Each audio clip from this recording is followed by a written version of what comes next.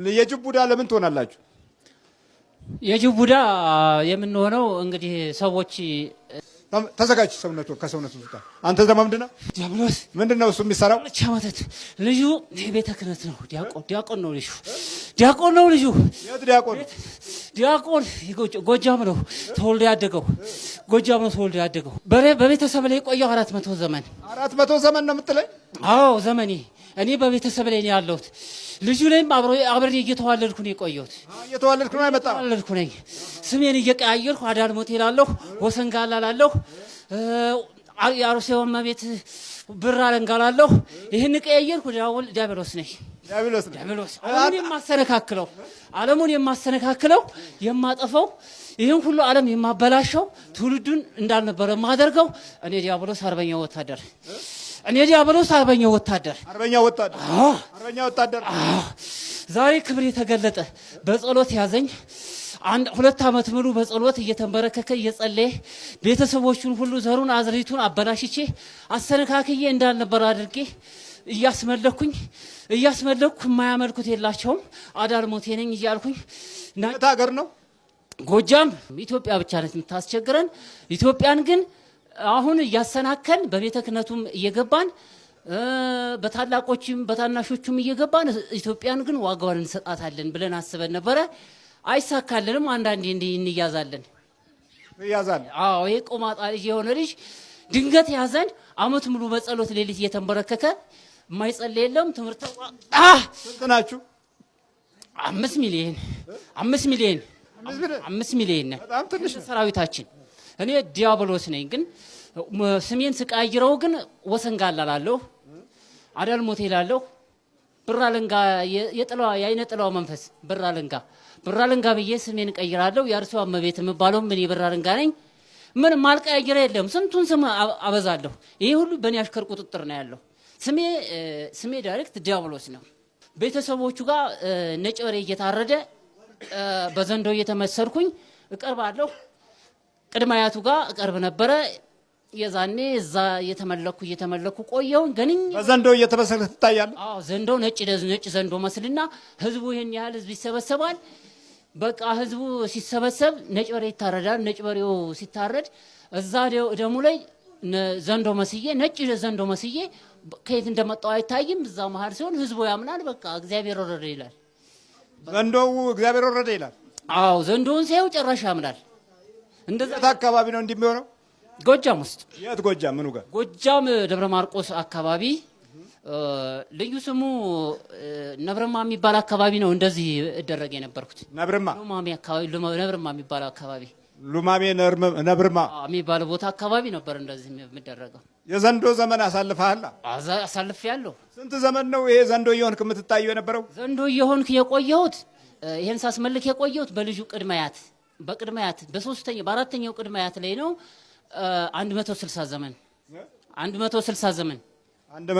ዘመን በፊት የቆየሁት ማለት ነው። በዘንዶ እየተመለኩ የቆየሁት 160 ዘመን ነው። አመቱ እንዴት ታውቀዋለህ? ማስታወሻ አለ? እኔ የአዳም ዘር ያውቃል። እንኳን እኔ የአዳም ዘር ያውቃል እንዴ? እናውቃለን ብሎ እንማራለን ያለ ህዝብ ሁሉ እናውቃለን ይላል እኮ። እንዴት አላውቅም እኔ? አይ ማስታወሻ ደፍተር እስክሪፕቶ የለህም ብዬ ነው። ኧረ እንዴት አላውቅም እንኳን ስለ እኔ ማወቅ ቀርቶ ስለ ህዝቡ አውቃለሁ እያልኩ አይደል እንዴ የማሰግደው? አውቃለሁ ስለ በቃ ህዝቡ ሙሉ ይሰግድልኛል። ታዲያ አሰግደዋለሁ። እግዚአብሔር እንደሚያድን መጥፎ ነገር የኛ ስራ እንደሆነ ያውቃል ጠንቅቆ። ግን ውስጡ ጋር አብረን ተዋልደን እኛ በዚህ ቤተሰብ ላይ አሁን እየተዋለድን ነው። እዚህ ልጁ ላይ የተገኘን እየተዋለድን ነው። ይሄ ከ7 ቤት ተወልዶ በጸሎት ድንገት ያዘን። ቡዳ መሆን ትችላላችሁ? ታዲያ ስራችን እሱ አይደል? እኛ ስማችን ምን ቀያየር ራሳችን ነን እኮ። አሽከር አለን፣ ነገድ አለን። ያን ነገዱን በቡዳ እናስጠራዋለን፣ በዛሩ ቃቤ እናስጠራዋለን። ጸለየ ግን ሊበላ ይችላል እሱ። ከጸለየ ወደ ቡዳነት መተላለፍ ትችላላችሁ? ከጸለየ እሱ አንችልም። ጸሎትማ ሰይፍ ነው እኮ። ያ ሰይፍ ስለሆነ እኮ ነው እንጂ እሱ አሁን ልጅ ቢወልድ ከሱ ላይ ሆናችሁ ልጁን ትበላላችሁ? ታዲያ ካልጸለየ ምን ካለን መቀየር እንችላለን። ቡዳ እንደውም አለን፣ የቡዳም ዘር በዛው አንድ ነገድ የቡዳ ዘር አለን በዚሁ ቤተሰብ ውስጥ ማለት ነው። አንደኛ መጀመሪያ ውስጣችን ያለው አጥቂ እንደሆነ የምናውቀው በምንሰራው ስራ ላይ አይነ ጥላው ተቀይሮ ወደ ቡዳነት ሄዷል። ስለዚህ ስራችንን እያበላሸ ነው። መኖሩን ካወቅን በኋላ እየጠራን ስሙን እንቀጠቀጥና ጸሎት እያደረስን እናስረዋለን። ሁለተኛ እየተፍጨረጨረ ማበላሸት ሲጀምር ደግሞ ይህንን መንፈስ ሰርልኝ መድኃኒቴ ኢየሱስ ክርስቶስ ወይ ያጋንንትን ኃይል የሰበርክ ታላቁ ንጉሥ ብለን ደግሞ ቅዱስ ቁርባን እንወስድበታለን። ሶስተኛ በአምልኮታችን ውስጥ አብረህ ከእኔ ጋር አምልክ ብለን እያሰገድን ስንሰግድ አብሮ ይሰግዳል። በዚህ ጊዜ ከማንኛውም የሚበላበት ስፍራና የሚሄድበት ቦታ ይቋረጣል ማለት ነው። የፈለገው የቡዳ ዘሪውን አይነቱ ይለያያል። የጅብ ቡዳ አለ፣ የአጋንንት ቡዳ አለ፣ የሰይጣን ቡዳ አለ፣ የተህዋሲያን ቡዳ አለ፣ ጢንዚዛ ምናምን የእባብ ቡዳ አለ። የዚህ አይነት ነገር አለው። አንዳንድ ሰዎች ሸረሪት ዘራችን ነው ሲሉ አሰሙ አልሰማችሁ? ሸረሪት አትግደሉ፣ ሸረሪት ዘራችን ነው ይላሉ። ይሄ የሸረሪት የዛር ቡዳ ነው። ስለዚህ ሸረሪት በሚያዩበት ጊዜ ቀስ ብለው ያወጡና ወደ ውጭ ጥሏታል። ከተገደለች ዘሬን ገደልክ ብለው ያዝናሉ። ልክ እንደገደለለት ደግሞ ሲያቃዣቸው ያድራል። ሸረሪት ሆኖ ሲነክሳቸው ሲያስፈራራቸው ያድራል። ይሄ ማለት እንግዲህ ያ መንፈስ በስያሜው እድገት ያገኘበት ሁኔታ ነው። የጅብ ቡዳ ለምን ትሆናላችሁ? የጅብ ቡዳ የምንሆነው እንግዲህ ሰዎች ይቀይሩናል። ጥበብ አላቸው።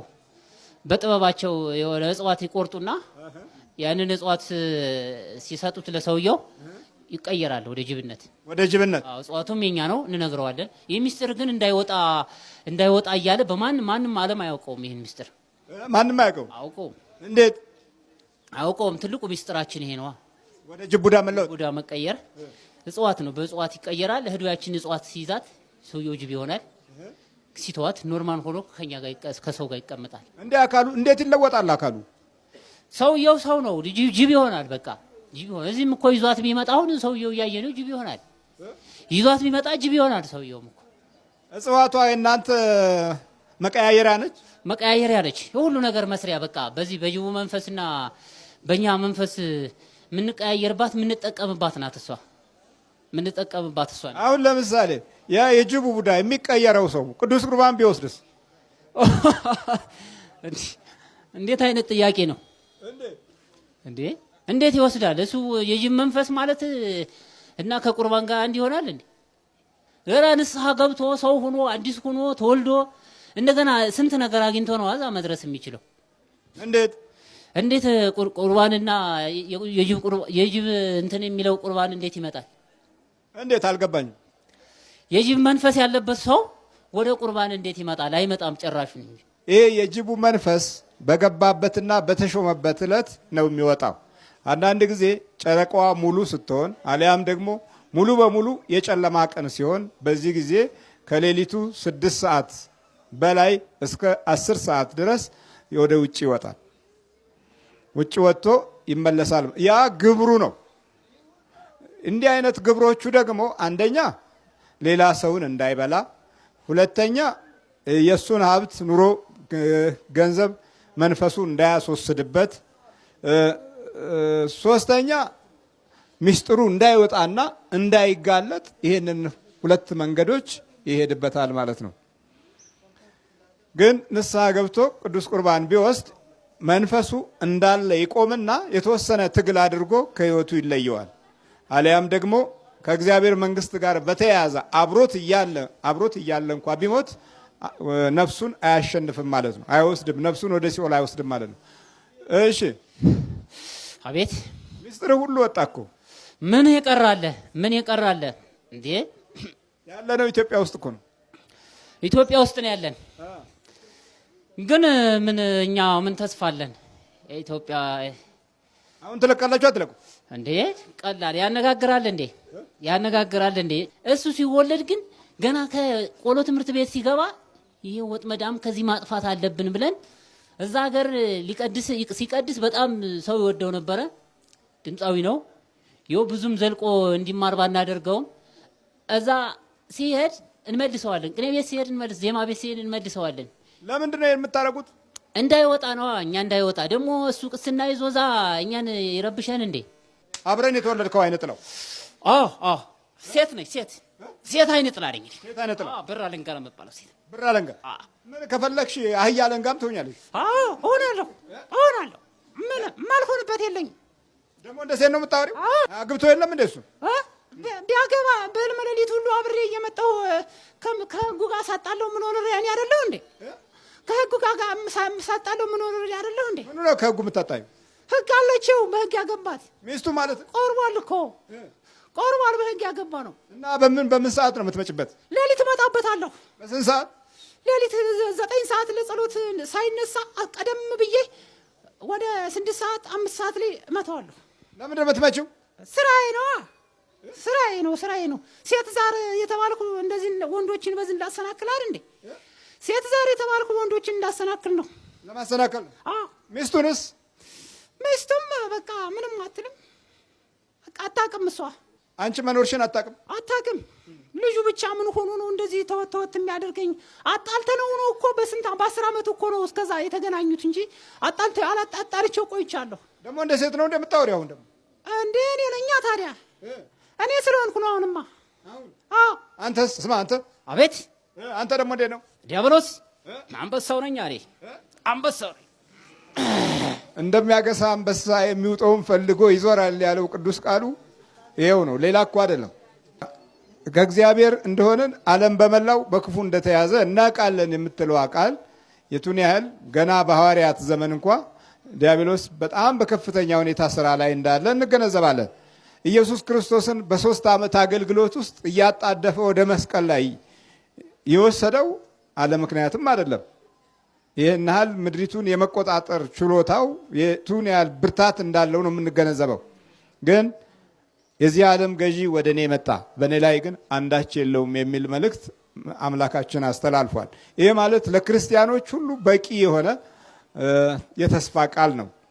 በእኔ ላይ አንዳች የለውም ማለት የምንችለው ስናመልክና በእግዚአብሔር አምላክ መንፈስ ታምነን ስንደገፍ ነው። አንዳንዴ በገንዘብ፣ አንዳንዴ በእውቀት፣ አንዳንዴ በሳይንሱ፣ አንዳንዴ በሰው፣ አንዳንዴ በስልጣን፣ አንዳንዴ በማዕረግ በምንደገፍበት ጊዜ ከዛ በኋላ የገዥነቱን ኃይል ለመግለጽ በተለያየ አይነት መንገድ ወደ ሰውነታችን ሰርጎ ይገባል። በል ተዘጋጅ። አንቺ ስሚ። አቤት። አንተ አቤት። ፕሮፌሰር ይኸውልህ እንግዲህ ወንድና ሴት ነው ሁለት። ስሚ እንጂ። አቤት። ደግሞ ለምን እንደ ሴት ትሆኛለሽ? እኔ ሴት ነኛ ታዲያ። ሴት ነኝ። ሴት ስለነበርኩኝ ምድብሽ ነው ሴት የሆንሽው። አለበለዛ ደግሞ እንዴት ነው? ሴት ዛር ነኝ። ዛሬ የአርሲ እመቤት እየተባልኩ የምጠራ ነው አይደለው እንዴ? በአርሲ ክልል አርሲ እመቤት የምባል እኔ ነኝ። በጎጃም ደግሞ ብር አለንጋ ብዬን ስሜን ቀይራለሁ። በኢየሱስ ክርስቶስ ስም፣ በኢየሱስ ክርስቶስ ስም፣ ፈጠን ያለ በኢየሱስ ክርስቶስ ስም፣ በስላሴ ስም፣ በወላዲት አምላክ ስም፣ በቅዱስ ሚካኤል ስም ሲኦል እንገባለን። ቶሎ 7 ጮነት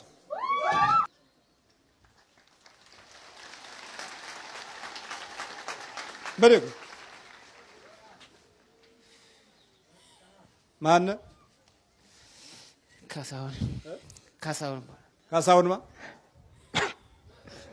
ካሳሁን ታረቀኝ። የት ነበርክ? እኔ አሁን እንዴት እንደሆነ አላወቅኩትም። የመጣሁት እዚህ እስጢፋኖስ ዛሬ ተዚህ ቀደም እመላለሳለሁ፣ ግን ዛሬ ታች ነበር የቆምኩት። እንዴት እንደመጣሁ አላውቀውም። የጋ ነበር የቆምከው? ታች ነበር፣ በዚህ ታች ነበር የቆምኩት። ከዛ እንዴት እንደመጣሁ አላውቀውም፣ ግን ከዚህ በፊት ብዙ ጊዜ ተመላልሻለሁ፣ ግን ዛሬ እንዴት እንደመጣሁ አላውቀውም። ከየት ነው የመጣኸው? እዚህ ያለው አዲስ አበባ ነው፣ ግን አገሬ ጎጃም ነው የቆየሁት። በልበርታ። እሺ። ብዙ የቤተሰብ መንፈስ አለ ከኋላ በኩል ያለው። እሺ። አዎ እስማቃለሁ። እኔ በጸበል ብዙ ጊዜ ስከታተለው እንደዚህ ሁሌ በቃ ያስቸግረኛል። አያዝም። ሌሊትም ምናምን ጸበል ስሄድም ያስቸግረኛል። ብዙ ነው። አያዝም? አዎ ይያዛል፣ ግን ተመልሶ እንትን ይላል፣ ይወጣል። ተመልሶ ደግሞ ወጣው ይላል፣ ይመጣል። አትቀጠቅጠውም ታዲያ? እኔ እየደከምኩኝ ነው መቼም እንግዲህ እየደከምኩኝ ነው። ሲመጣም መቀጥቀጥ ነው፣ ሳይመጣም መቀጥቀጥ ነው። እሺ እሺ እሺ እሺ በል በርታ። እሺ አንቺስ?